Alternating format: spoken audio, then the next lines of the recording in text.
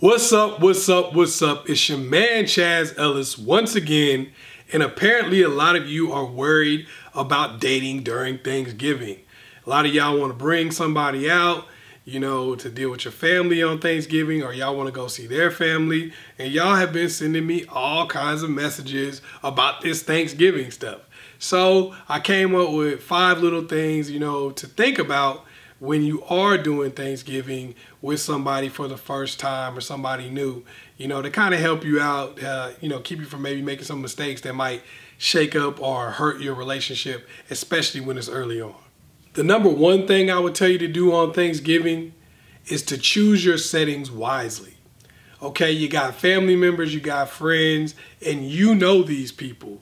Okay, so don't go to a situation where you're trying to be around your friends and family and you know good and well they're crazy. You know good and well they're going to cause you stress. Maybe you got a drunk family member. Maybe your mama got an attitude. Maybe your dad is over here trying to hit on your girl or gonna grill the dude that you're with. Whatever the situation might be. You might have some weird family members that are really off. If you know that's the situation, then you probably shouldn't bring anybody around them because you don't want to make them uncomfortable, but most of all, you don't want to make yourself uncomfortable. You could be really stressed out and that can really ruin your time and also have a stress on your relationship, especially if the relationship is new. Also, don't go to somebody else's house when you don't know any of their family members. You don't know if they're going to be cool with you. You don't have one ally over there. So you might be stressed out where you're not talking to anybody and you seeming all antisocial because you don't have anyone to really deal with. Also, you're in a situation where now you don't want them to get up and leave and go hang out with their family because you don't know anybody. You don't have anybody to talk to. Now, you might be a really social person that can make friends anywhere, but you might not be. So that's got to be something that you think about when you choose your setting. How is this going to affect me? Am I going to be able to put my best foot forward? Is this going to be something that's going to help me be successful and help this be a good, successful trip? Number 2, only cook if you can. If you know good and well you don't know how to cook, you never cook, you haven't been used to cooking, all you're doing is putting yourself in a stressful situation around somebody that you really haven't been with for a long period of time. Because if this is your first Thanksgiving, then y'all probably have been together under a year. So that means that, and even if it's a whole year, you don't want to put yourself in a situation where you're all stressed out. And even if y'all really like each other and this person would be understanding and all that, why stress yourself out knowing good and well Thanksgiving can be very difficult. Turkeys can be really hard to cook and you haven't cooked anything before in your life. If you're going to cook for Thanksgiving, it's too late to start now, okay? You should have been planning for this throughout the whole year, practicing, doing little meals, burning some chicken and stuff like that. But now it's Thanksgiving time and you're going to put your heart and soul into a big meal. And if you don't know how to cook, you're going to be upset if they don't like the food. But how are you going to expect somebody to like food if it's nasty? Come on. So now you're putting yourself in a position where you're probably going to end up being pissed off. If you can't cook, go to a restaurant, go somewhere else, and just have fun and relax. You don't got to try to prove nothing to nobody. You don't got to try to impress anybody. I don't care what their mama used to cook. I don't care what their daddy used to cook. It doesn't matter. They got with you now. This is what you bring to the table. You don't need to take Thanksgiving and stress yourself out by trying to do something you really know that you can't do and you're not even comfortable with. Number 3 is time management. This is important because both of you probably have busy schedules. You got things that you guys want to do. So make sure that you're managing your time in a way that's actually acceptable to both of you. Especially if y'all got to go over both people's houses or something like that. Make sure you guys are managing your time. Sure, you want to spend time with your family members. I'm sure they want to spend time with their family members.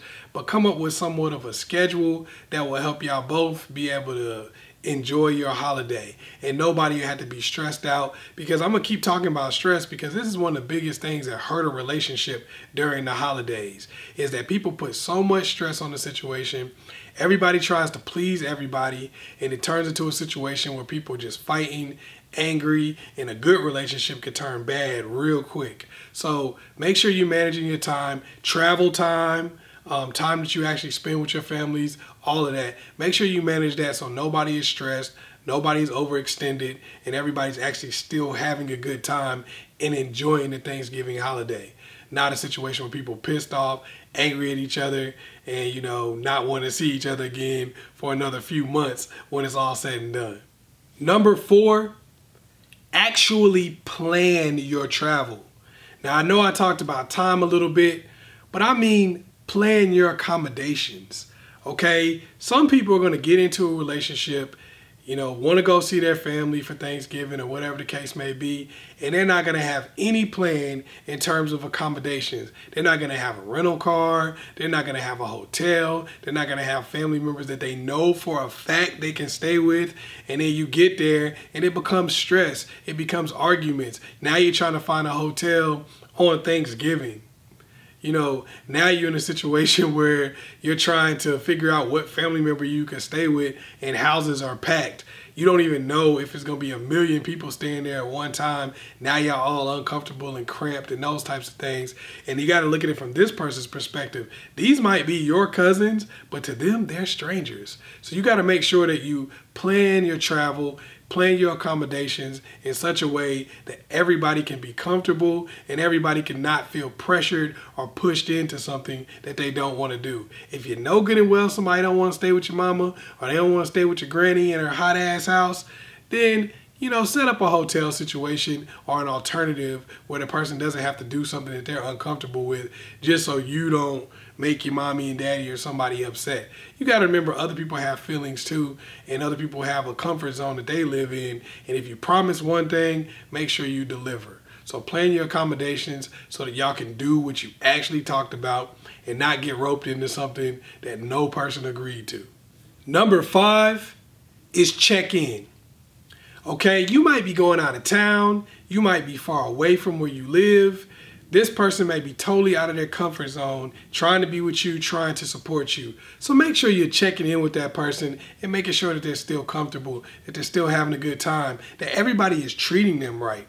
Because you wouldn't want to go somewhere and have people treat you funky, or go somewhere and be in a situation where you're not comfortable and you're not having a good time. But when you're talking to your cousins, your aunts, your uncles, people like that, make sure you're not leaving the other person out completely and they're enjoying themselves, because they could be with their family on Thanksgiving, but they're choosing to be with yours. They could just be at home watching football, or they could be at home watching whatever the hell it is that they watch. They could be enjoying their life. They're actually spending time with you because they're trying to be about you and they're trying to be with you. So make sure that you check in with that person and see that they're having a good time and see that they are comfortable, so that they don't carry that over when y'all finally get home and now they kind of feeling some type of way and your relationship starts to deteriorate from there. Make sure you're checking in. Make sure you're appreciating this person's time, appreciating the support that they're bringing you by coming here and being with you and your family. All right, once again, it's your man, Chaz Ellis. Hopefully I was able to help you out. I'm going to be doing a lot of consultations and detailed questions during the holiday season to help you out. I know y'all going to all have gift stuff, and that's something you usually ask, just different things, you know, for Valentine's Day, yada, yada, yada. I know y'all going to have a lot of stuff, so hit me up. I got a special going on right now for detailed questions and consultations where you can buy 2 and get 1 free. So make sure you check that out, because a lot of y'all gonna have questions throughout the holidays like you do every year. So make sure y'all hit me up. Once again, it's your man, Chaz Ellis. Make sure you like and subscribe and share this video with somebody else. Peace.